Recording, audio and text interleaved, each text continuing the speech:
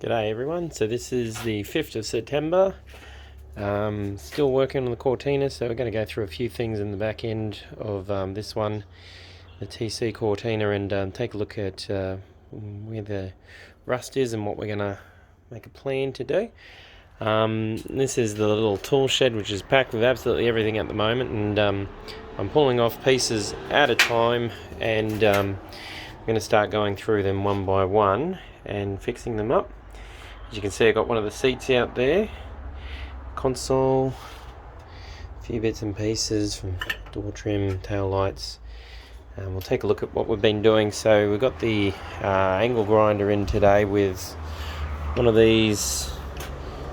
This is by Josco Brumby strip it disc. There we are there.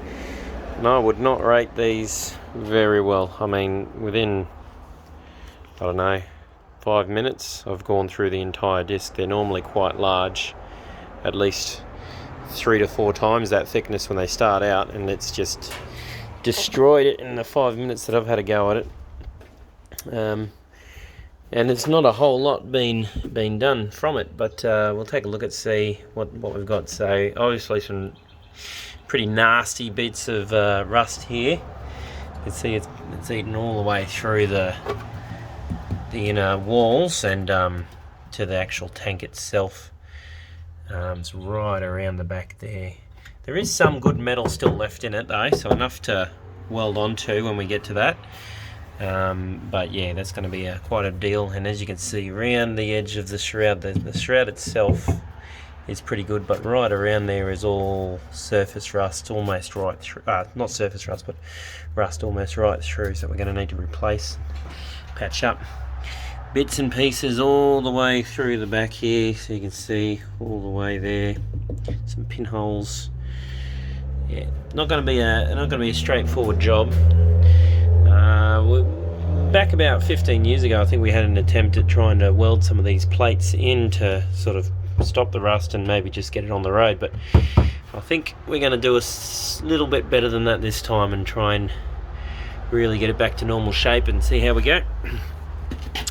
From the front you can see those pinholes have really, a bit more than pinholes, but they've come through. There's going to be quite a lot of work to be done along there.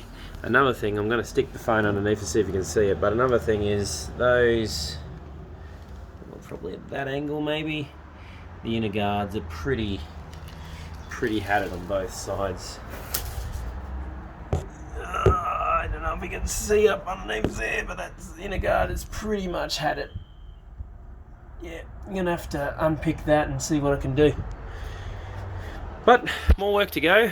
I think I put this black tar stuff on at one stage to, the idea was to make it deaden the sound, because these cars had a natural a lot of sound, road noise that come through, and the idea was that you put this black stuff on and it stops the sound, it deadens it a little bit. But it's actually been a bit of a bane, or it could have been a blessing. I'm not quite sure yet. It looks like it may have held the moisture in for a lot of places like here, and may have caused rusting, or it could be that it's just had that moisture, that bit of rust in there already, and it's just lifted up underneath the tar, and the tar might have stopped it from spreading. So I'm not quite sure yet, but it's a real pain to strip this back off, and it may be that those stripping discs would last better and fare better on plain metal, and in fact no doubt they would, but it didn't really hold up to